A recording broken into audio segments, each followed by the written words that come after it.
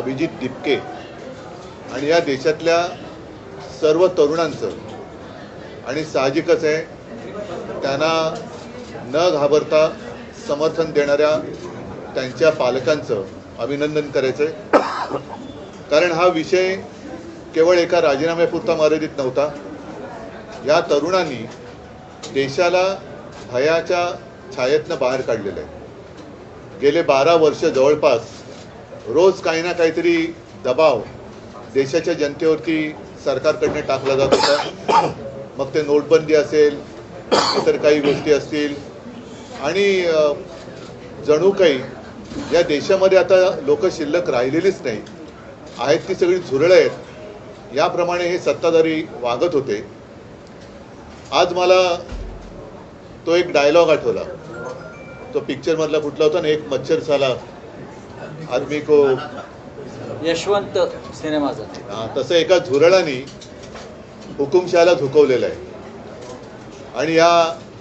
आणि ज्या तरुणांना झुरळ म्हटलं त्यांनी सुद्धा लक्षात ठेवलं पाहिजे की आपण केवळ खुर्चीत बसलाय म्हणून डोक्यात माज गेला असं वागू नका।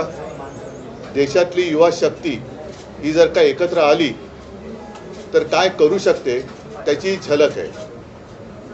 मी आपल्यासमोर किंवा आम्ही सगळे आपल्यासमोर येण्यापूर्वी अभिजित दिपकेचं एक ट्विट पाहिलं आणि त्यांनी सांगितलं की आंदोलन अजूनही आम्ही मागे घेतलेलं नाही, कारण अजून 2 मागण्या त्यांच्या बाकी आहेत। महत्त्वाची मागणी होती ती धर्मेंद्र प्रधान यांच्या राजीनाम्याची। आता त्यांनी राजीनामा दिलाय का त्यांचा खाते बदल केलाय याच्यावरती अजून काही स्पष्टता नाही, पण त्यांनी राजीनाम्याचं पत्र हे सर्व माध्यमांसमोर दिलेलं आहे।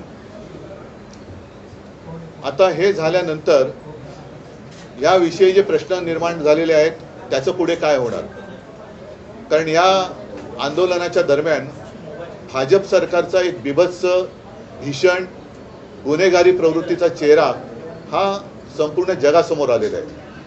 ज्या पद्धतीने तरुणांवरती लाठ्या चालवल्या गेल्या, ज्या पद्धतीने तिथे आलेल्या युवतींवरती हात उचलला गेला। आम्ही जेव्हा गेलो होतो तेव्हा एक युवती अत्यंत व्यथित होऊन व्याकुळ होऊन सांगत होती तिच्या कपड्यांना सुद्धा हात घातला गेला। आता या पोलिसांवरती कोण गुन्हे दाखल करणार, आणि साध्या वेशामधले जे गुंड हे तिकडे घुसवले गेले होते, यांना शोधून त्यांच्यावरती कारवाई करणार की नाही, आणि एकूणच या विद्यार्थ्यांवरती जर कुठेही जर गुन्हे दाखल केले गेले असतील तर हे मागे घेणार आहेत की नाही हे आता अमित शहानी सांगितलं पाहिजे। कारण या पोलिसांवरती ज्यांनी दंडुकेशाही केली, या तरुणांवरती लाठ्याकाठ्या चालवल्या, त्यांच्यावरती जर का कारवाई होणार नसेल तर मग कदाचित ही तरुणाई आता धर्मेंद्र प्रधानांकडनं अमित शहांकडे त्यांचा मोर्चा वळवल्याशिवाय राहणार नाही। असो, मला असं वाटतं की या तरुणांना खास धन्यवाद दिले पाहिजेत। याचं कारण असं, परत एकदा सांगतो की या देशामध्ये जणू काही आता लोक राहतच नाहीत, ही सगळी झुरळं आहेत। आपण काही केलं, कशी मस्ती दाखवली तरी हे चालून घेतली जाते।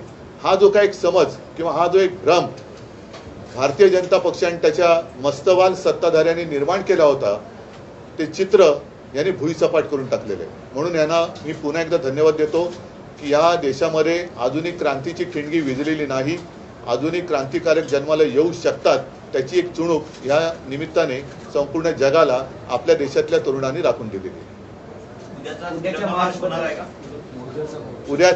उद्याचा मार्च आहे हा नक्की होणार आहे, कारण हे एक महत्त्वाचं पाऊल आहे। अनेक वर्षानंतर लोक आपल्या भावना व्यक्त करायला लागलेले आहेत आणि मी तमाम जनतेला आवाहन करतो, जसं काल सुद्धा आपण पाहिलं असाल की आम्ही असा विचार केला होता की उद्या जर का आम्ही मोर्चा काढतोय तर कालचा कार्यक्रम कशाला करायचा, पण हे जाहीर झाल्याबरोबर आदित्यला काय, अमितला काय, असंख्य लोकांनी संदेश पाठवले आणि सांगितले की नाही आम्ही उद्या पण येणार आणि रविवारी पण येणार। आता तर धर्मेंद्र प्रधान यांचा राजीनामा झालेला आहे, त्याच्यामुळे ही युवा शक्तीची ताकद ही मोठ्या प्रमाणावरती उद्या मुंबईतून तमाम जनतेला किंवा तमाम दुनियेला आपण दाखवली पाहिजे। म्हणून उद्याचा जो काही मोर्चा आहे त्या मोर्चाच्या ऐवजी आपण काय नेमकं करतो ते राज सांगेल, पण उद्याचा कार्यक्रम हा असाच राहील जसा पहिला ठरवला होता तसा। तिकडे जमू, पुढचं राज सांगेलच. पण या पुढच्या आंदोलनाची दिशा मी अभिजितला सांगणार आहे, कारण त्याच्याबरोबर मी फोन करण्याचा प्रयत्न करतोय. कदाचित तिथलं नेटवर्क जाम झालं असू शकेल, तिथे जामर लावलेत. त्याच्यानंतर त्यांच्याशी बोलून अभिजित आणि त्याचे सहकारी काय ठरवतील त्याच्याप्रमाणे सगळेजण पुढे जातील. उद्या शिवाजी पार्क मैदानामध्ये वीर सावरकर मार्गावरती तिथेच व्यासपीठ असेल. उद्या तिथून सिद्धिविनायकला जे जाणार होतो तर तिथेच असेल आणि तिथेच सगळेजण जमतील आणि तिथेच खरं तर हा या तरुणाईचा हा विजय आहे, खूप मोठा विजय आहे. याचं जर एका वाक्याचं वर्णन करायचं झालं तर या जेनझीनी सरकारच्या झिंग्या उपटलेल्या आहेत आणि त्यांना जमिनीवरती पूर्णपणे आणलेलं आहे. हा मला असं वाटतं खूप मोठा विजय या तरुणांचा आहे. त्याच्यामध्ये दिपकेंचा त्याच्यामध्ये खूप मोठा वाटा आहे आणि जे आज राजीनामा कधी कुठच्याही गोष्टीला मस्तवालपणे उत्तर देणारं जे सरकार आहे त्या सरकारला माघार घ्यावी लागली एवढ्या मोठ्या प्रमाणावरती. एवढं मोठं आंदोलन आज देशभर उभं राहिलं आहे आणि त्याचा जल्लोष मला असं वाटतं होणं गरजेचं आहे आणि त्याच्यासाठी म्हणून उद्या सगळेजण शिवाजी पार्कला तिथे जमतील. आतापर्यंत जो रोष होता तो केवळ धर्मेंद्र प्रधान यांच्यावर नव्हता, तर आता रोष जो आहे तो पंतप्रधान यांच्यापर्यंत गेला. मी कालच म्हटलं होतं की हा जो राग आहे आता हा प्रधानांवरून पंतप्रधानांवरती गेलेला आहे. आणि एक गोष्ट तुम्हाला सांगतो की याच्या पुढचे जे काही निर्णय आहेत हे मला असं वाटतं अभिजित दिपके हे जे घेतील त्याला आमचा पूर्णपणे पाठिंबा असेल. त्यांनी ह्या गोष्टी सुरू केलेल्या आहेत, निर्णय त्यांनीच घ्यायचा आहे आणि ते ज्या प्रकारचे निर्णय घेतील त्याला मला असं वाटतं देशातला तरुण पाठिंबा देईल. साहेब, ही घटना राजीनामाचं पत्र दिल्यानंतर देवेंद्र फडणवीसांना अमित शहानी दिल्लीत बोलावून घेतलेलं आहे. कदाचित महाराष्ट्रामधून पुढचा शिक्षण मंत्री असण्याची शक्यता वर्तवली जाते, तर याच्यावरती तातडीने बोलवून घेतलं. तुम्हाला काय वाटतं? तुम्हाला जेवढी बातमी कळली तेवढीच आम्हाला कळली, ह्याच्या पलीकडे आम्हाला काहीच माहित नाही. राजसाहेब आणि उद्धवजी, तुम्ही महाराष्ट्रातले प्रमुख राजकारणी आहात, असं अचानक तातडीनं देवेंद्र फडणवीसांना दिल्लीत त्यांचे पक्षश्रेष्ठी बोलवतात धर्मेंद्र प्रधानांच्या राजीनाम्यावर. तुमचा अंदाज काय? नाही काय हे बघा, आता हे इतक्या वेळा गेले आहेत आजपर्यंत बरं का. त्यांच्यामध्ये तर इतकं ती चुरस आहे की शिंदे गेले की मग ते आले परत की फडणवीस जातात, मग फडणवीस आले की मग शिंदे जातात. त्याच्यामुळे हे खूपदा झालेलं आहे. आत्ताच्या सिच्युएशनमध्ये हे का गेलेत मला असं वाटतं त्यांनी सांगितल्याशिवाय आपल्याला कळणार नाही किंवा तिकडे काय वरती निर्णय झाल्याशिवाय आपल्याला आत्ता काही कळणार नाही. कारण जशी तुम्ही आत्ता बातमी ऐकली तशी आम्ही पण आत्ताच ऐकलेली आहे. त्याच्यामुळे आत्ता याच्यावरती आत्ता या क्षणाला काय बोलण्यात अर्थ नाही. मन की बात होणार असं काहीतरी म्हटलं जातं. मन की बात होणार असं म्हटलं जातं. खरं चला. सरन्यायाधीशांचा कशा प्रकारे आभार मानाल, कारण त्यांच्या जे सोनम वांगचुक सरन्यायाधीशांच्या जे बोलण्यावरून हे सगळं उभं राहिलं त्यांचे नाही, सोनम वांगचुक यांना धन्यवाद आम्ही दिलेच आहेत, कारण मधल्या काळामध्ये ते स्वतः येऊन मला भेटूनही गेले होते. त्यांना तिथून त्यांचं अपहरण करण्याच्या 1-2 दिवस आधी मी त्यांच्याशी फोनवरून बोललो सुद्धा होतो. मी स्वतः त्यांना विनंती केली होती, पण सोनम वांगचुक त्यांच्या उपोषणावरती ठाम होते. 26 दिवस एका विषयासाठी उपोषण करणे ही साधी गोष्ट नाही आहे आणि ज्यांनी या युवकांच्या पाठी आपली शक्ती उभी केली त्या सगळ्यांना मी धन्यवाद देतो. आणि एक गोष्ट नक्की की आता यापुढे या देशात आपण हुकुमशाही करू शकत नाही, आणू शकत नाही, हे ह्या एका घटनेने अधोरेखित झालेलं आहे. ज्या वेळेला हुकुमशाही करण्याचा प्रयत्न करेल त्यावेळेला हे तरुण त्याला चिरडून टाकल्याशिवाय राहणार नाही. उद्या जो आम्ही सगळेजण तिथे आहे ते ह्या संपूर्ण तरुणांचं खऱ्या अर्थाने अभिनंदन करण्यासाठी म्हणून तो तिथे जल्लोष होईल. पत्रामध्ये त्यांनी उल्लेख केला आहे की मी कधी असा विचार केला होता की मुलांचं भविष्य खराब व्हावं, जे माफी आहेत त्यांच्या हातून तर कधीच मी विचार केला होता की मुलांचं भविष्य खराब व्हावं. प्रधान यांनी राजीनामा पत्र देताना मी तुम्हाला एक गोष्ट सांगतो, कदाचित तुम्हाला माहिती असेल, याच्या अगोदर ज्या वेळेला भारतीय जनता पक्ष ज्याला विरोधी पक्षामध्ये होतं, रेल्वे अपघात झाल्यावरती ते रेल्वे मंत्र्याचा राजीनामा मागायचे की नाही? रेल्वे मंत्री बसला असायचा का ड्रायव्हिंग सीटवर? बरोबर की नाही? एक ड्रायव्हर असायचा ज्याच्या काहीतरी चुकीच्या गोष्टीमुळे रेल्वे अपघात व्हायचा आणि हे राजीनामा मागायचा रेल्वे मंत्र्याचा ना. त्याच्यामुळे त्यांच्या मनात काय आहे, ते शिक्षण मंत्री असताना किती वेळा नीटचा पेपर फुटला ह्याला काही महत्व आहे की नाही? ही पहिल्यांदा घडलेली गोष्ट नाही. आणि 21 मुलं आत्महत्या करतात, त्याचं पाप त्यांच्या डोक्यावर आहे.